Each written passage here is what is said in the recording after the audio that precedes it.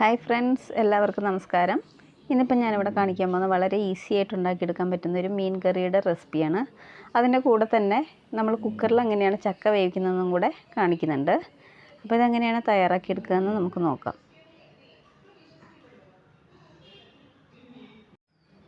ആദ്യം നമുക്ക് മീൻ കറി ഉണ്ടാക്കാൻ തുടങ്ങാം. അപ്പോൾ അതിനായിട്ട് ഞാനൊരു 7 ചെറിയുള്ളി അരിഞ്ഞത് ഇതിലേക്ക് ഇട്ട് കൊടുക്കുന്നുണ്ട്. പിന്നെ ഒരു 6 അല്ലി വെളുത്തുള്ളി, പിന്നെ ഒരു കഷ്ണം ഇഞ്ചി അരിഞ്ഞത്, അതുപോലെ തന്നെ ഒരു 4 പച്ചമുളക്, പിന്നെ ആവശ്യത്തിന് കറിവേപ്പിലയും, പിന്നെ ഒരു തക്കാളി. ഇത്ര ഞാൻ ചട്ടിയിലേക്ക് ഇട്ട് കൊടുക്കുന്നുണ്ട്.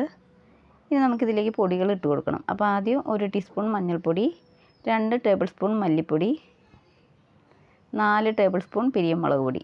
ഇത്തരം പൊടികൾ ഇതിലേക്ക് ഇട്ട് കൊടുക്കുന്നുണ്ട്. ഇനി നമുക്കിതിലേക്ക് കുടംപുളി ഇട്ട് കൊടുക്കണം. അപ്പം ഞാനൊരു 3 കഷ്ണം കുടംപുളി എടുത്തിട്ടുണ്ട്. അപ്പോൾ അതൊന്ന് ചെറുതായിട്ട് ചെറിയ കഷ്ണങ്ങളാക്കി എടുത്തിട്ടുണ്ട്. അതിൻ്റെ കൂടെ തന്നെ അതിൽ കുറച്ച് ഉപ്പും അതുപോലെ തന്നെ വെള്ളം ഒഴിച്ച് വെച്ചിട്ടുണ്ട്. അപ്പോൾ അതും കൂടി ഇതിലേക്ക് ഒഴിച്ചു കൊടുക്കുക.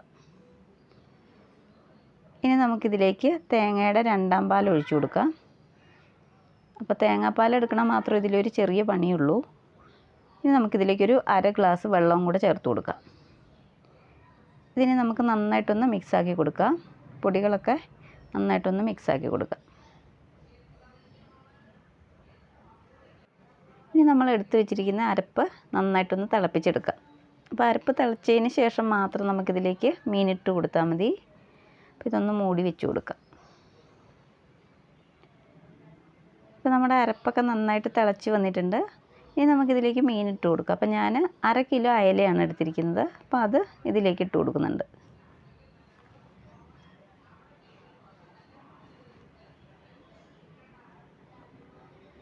ഇനി നമുക്കിത് നന്നായിട്ടൊന്ന് മിക്സാക്കി കൊടുക്കാം.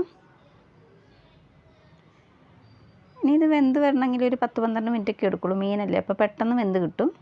നമുക്കിതൊന്ന് അടച്ച് വയ്ക്കാം. അപ്പോൾ ഇടയ്ക്ക് എടുത്തിട്ട് ഇതുപോലെ ഒന്ന് ഇളക്കി കൊടുക്കണം. അല്ലെങ്കിൽ ഒന്ന് ചട്ടി എടുത്തിട്ട് ചുറ്റിച്ച് കൊടുത്താലും മതി. ഇനി വീണ്ടും ഒന്നുകൂടെ ഒന്ന് അടച്ച് വെച്ച് കൊടുക്കാം. ഇപ്പോൾ നമ്മുടെ കറിയുടെ വെള്ളമൊക്കെ ഒന്ന് വറ്റി വന്നിട്ടുണ്ട്. അതുപോലെ തന്നെ മീനൊക്കെ നന്നായിട്ട് വെന്ത് വന്നിട്ടുണ്ട്. ഇനി നമുക്കിതിലേക്ക് കുറച്ച് കറിവേപ്പില ഇട്ട് കൊടുക്കാം. അതിൻ്റെ കൂടെ തന്നെ ഞാൻ കുറച്ച് ഉപ്പും കൂടി ഇട്ട് കൊടുക്കുന്നുണ്ട്. ഇനി നമുക്ക് എടുത്ത് വെച്ചിരിക്കുന്ന തേങ്ങയുടെ 1ാം പാൽ ഇതിലേക്ക് ഒഴിച്ചു കൊടുക്കാം.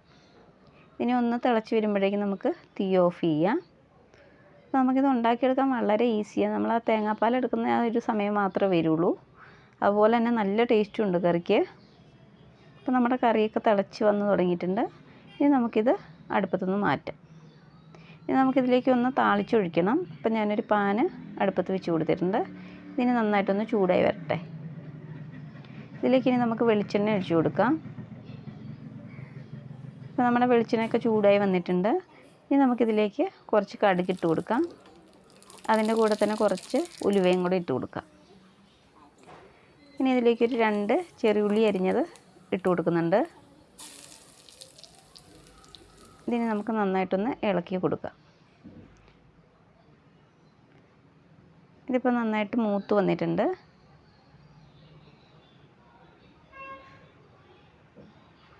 ഇതിന് നമുക്ക് മീൻകറിയിലേക്ക് ഒഴിച്ചു കൊടുക്കാം. ഇനി നമുക്കിത് അടച്ച് വെച്ചിട്ടൊരു 5 മിനിറ്റ് കഴിഞ്ഞതിന് ശേഷം തുറന്ന് നോക്കാം. ഇപ്പോൾ ഒരു 5 മിനിറ്റൊക്കെ കഴിഞ്ഞിട്ടുണ്ട്. അപ്പോൾ നമ്മൾ താളിച്ചതൊക്കെ എല്ലാ ഭാഗത്തേക്കും ഒന്ന് ആക്കി കൊടുക്കാം. ഇപ്പോൾ നമ്മുടെ അടിപൊളി മീൻകറി റെഡി ആയിട്ടുണ്ട്.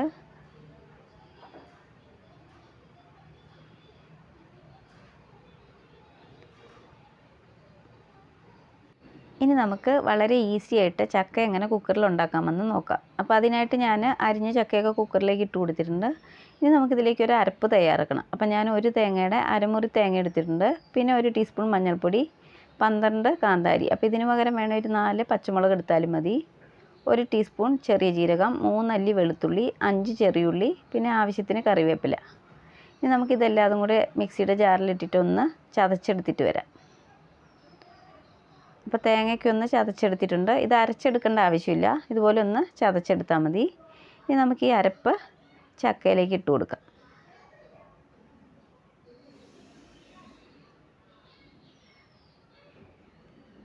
ഇനി നമുക്കിതിലേക്ക് ആവശ്യത്തിന് ഉപ്പും കൂടി ഇട്ട് കൊടുക്കാം.